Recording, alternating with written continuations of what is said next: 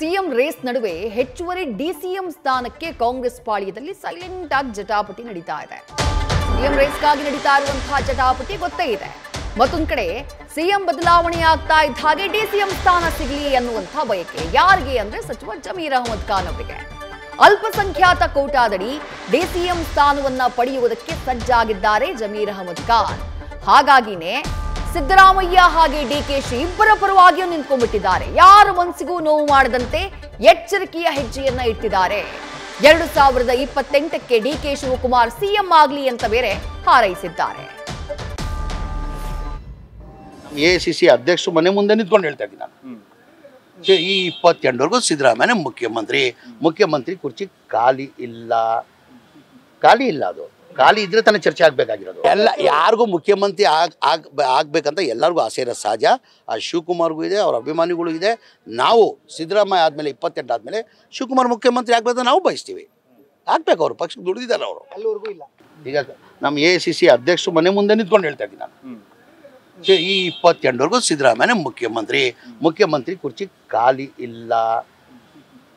ಅದು ಖಾಲಿ ಇದ್ರೆ ತಾನೇ ಚರ್ಚೆ ಆಗ್ಬೇಕಾಗಿರೋದು. ಎಲ್ಲ ಯಾರಿಗೂ ಮುಖ್ಯಮಂತ್ರಿ ಆಗ್ಬೇಕಂತ ಎಲ್ಲರಿಗೂ ಆಸೆ ಇರೋ ಸಹಜ. ಆ ಶಿವಕುಮಾರ್ಗೂ ಇದೆ, ಅವ್ರ ಅಭಿಮಾನಿಗಳು ಇದೆ.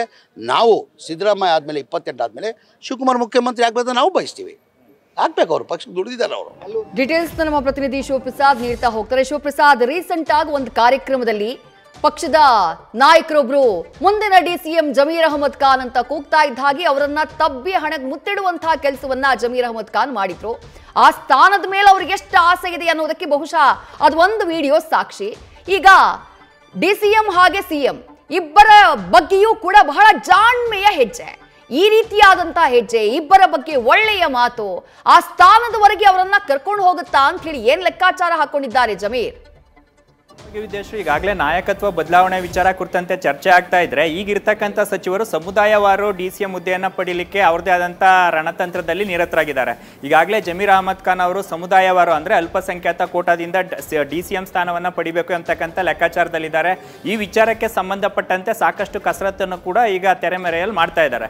ಒಂದ್ ಕಡೆ ಸಿಎಂ ಇರ್ಬೋದು ಮತ್ತೆ ಡಿಸಿಎಂ ಅವ್ರನ್ನ ಬ್ಯಾಲೆನ್ಸ್ ಮಾಡ್ತಕ್ಕಂಥ ವಿಚಾರ ಅಂದ್ರೆ, ಈ ಅವಧಿಯಲ್ಲಿ ಸಿದ್ದರಾಮಯ್ಯ ಅವರ ಕುರ್ಚಿ ಖಾಲಿ ಇಲ್ಲ ಎಂಬತಕ್ಕಂಥ ಹೇಳಿಕೆ ಮುಖಾಂತರ ಸಿಎಂ ಸಿದ್ದರಾಮಯ್ಯ ಪರವಾಗಿ ಬ್ಯಾಟಿಂಗ್ ಮಾಡಿದ್ರೆ ಮುಂದಿನ ಅವಧಿಗೆ ಡಿಕೆ ಶಿವಕುಮಾರ್ ಅವರು ಸಿಎಂ ಆಗಲಿ ಅಂತಕ್ಕಂಥ ಅಭಿಪ್ರಾಯವನ್ನು ಕೂಡ ವ್ಯಕ್ತಪಡಿಸ್ತಾ ಇದ್ದಾರೆ.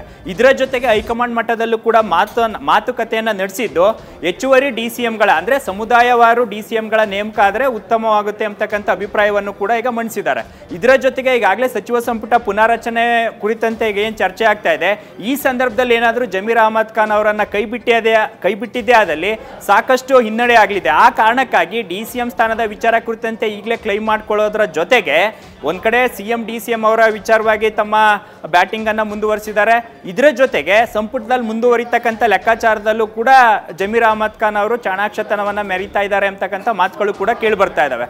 ಇದರ ಜೊತೆಗೆ ಹೈಕಮಾಂಡ್ ನಾಯಕರು ಏನಾದರೂ ಹೆಚ್ಚುವರಿ ಡಿಸಿಎಂಗಳನ್ನ ನೇಮಕ ಮಾಡಿದಂಥ ಸಂದರ್ಭದಲ್ಲಿ ಸಮುದಾಯದ ಅಸ್ತ್ರ ಬಳಸಿಕೊಂಡು ತಾವು ಡಿಸಿಎಂ ಸ್ಥಾನಕ್ಕೆ ಏರಬೇಕು ಅಂತಕ್ಕಂಥ ಲೆಕ್ಕಾಚಾರದಲ್ಲೂ ಕೂಡ ಈಗ ಇದ್ದಾರೆ ಅಂತಕ್ಕಂಥ ಮಾಹಿತಿಯ ಜೊತೆಗೆ ಈ ವಿಚಾರ ಕುರಿತಂತೆ ಸಿಎಂ ಸಿದ್ದರಾಮಯ್ಯ ಅವರು ಕೂಡ ಜಮೀರ್ ಅಹಮದ್ ಖಾನ್ ಅವರಿಗೆ ಡಿಸಿಎಂ ಸ್ಥಾನ ನೀಡ್ತಕ್ಕಂಥ ವಿಚಾರದಲ್ಲಿ ಅವರ ಪರವಾಗಿದ್ದಾರೆ ಅಂತಕ್ಕಂಥ ವಿಚಾರ ಒಂದ್ ಕಡೆ ಆದ್ರೆ, ಇನ್ನೊಂದ್ ಕಡೆ ಅಲ್ಪಸಂಖ್ಯಾತ ಸಮುದಾಯದಿಂದ ಬೇರೆಯವರಿಗೆ ಸಂಪುಟದಲ್ಲಿ ಸ್ಥಾನ ನೀಡಬೇಕು ಅಂತಕ್ಕಂಥ ಲೆಕ್ಕಾಚಾರದಲ್ಲಿ ಡಿಸಿಎಂ ಅವರು ಇದ್ದಾರೆ.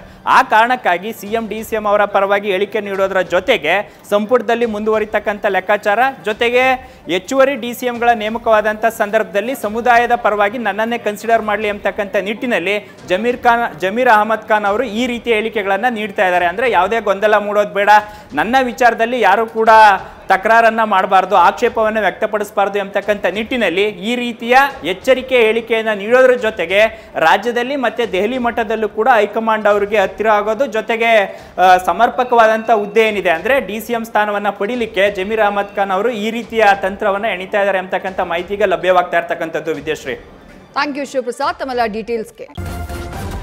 ನ್ಯೂಸ್ ಫಸ್ಟ್ ನಿರ್ಭೀತಿಯಿಂದ ನಿಮ್ಮ ಪರವಾಗಿ.